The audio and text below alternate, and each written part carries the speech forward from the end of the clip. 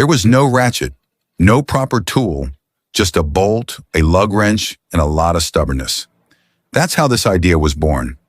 With creativity and adaptation, he built his own improvised ratchet, and it actually works. Is it a hack? Absolutely.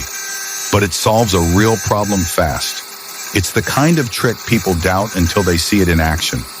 After that, even experienced mechanics will copy it without hesitation.